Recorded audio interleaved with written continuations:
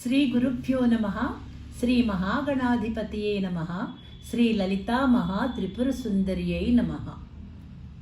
లౌహిత్య నిర్జిత జపా కుసుమానురాగా పాశాంకుశౌధనురిషూనపి ధారయంతి తామ్రేక్షణామరుణమాల్య విశేషభూషాం తాంబూలపూరితముఖీం త్రిపురాం నమామి.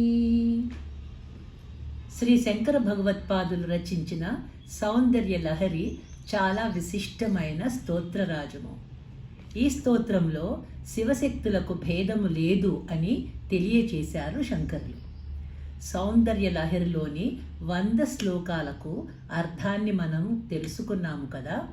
ఇప్పుడు రోజుకు 5 శ్లోకాలు స్పష్టంగా తప్పులు దొరలకుండా పారాయణం చేద్దాం. పుస్తకాలు దగ్గర పెట్టుకొని మీరు నాతో పాటు ఈ మహామహిమాన్వితమైన శ్లోకాలను పారాయణం చెయ్యండి. ఫలితం అమోఘం. భక్తితో పారాయణం చేస్తే తీరని కోరిక అంటూ ఉండదు. శివశక్త్యాయుక్తః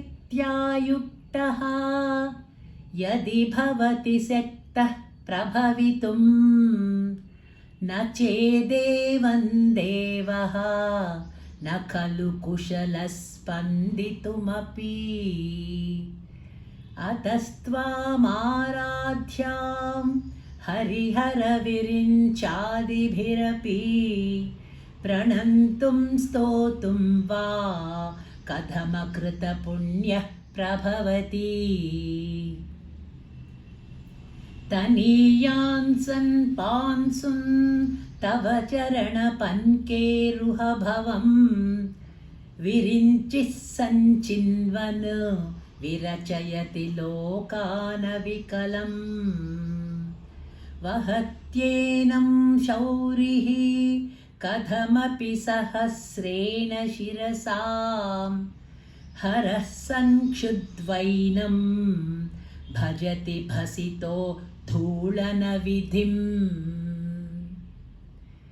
అవిద్యానాం అంతస్తిమిరమిహిరద్వీపనగరీ జడానాం చైతన్యస్తబక మకరందశ్రుతిఝరీ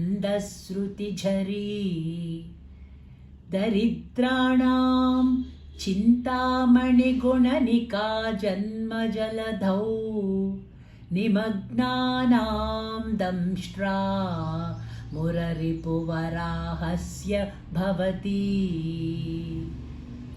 తదన్యః పాణిభ్యాం అభయవరదో దైవతగణః త్వమేకా నైవాసి ప్రకటితవరాభీత్యభినయా. భయాత్రాతుం దాతుం ఫలమపి చ వాంఛాసమధికం శరణ్యే లోకానాం తవ హి చరణావేవ నిపుణౌ.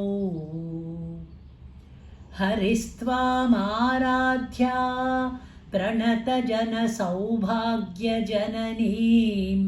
పురానారీ భూత్వా పురరిపుమపి క్షోభమనయత్. స్మరోపి త్వాం నత్వా రతినయనలేహ్యేన వపుషా మునీనామన్వంతః ప్రభవతి మోహాయ మహితా.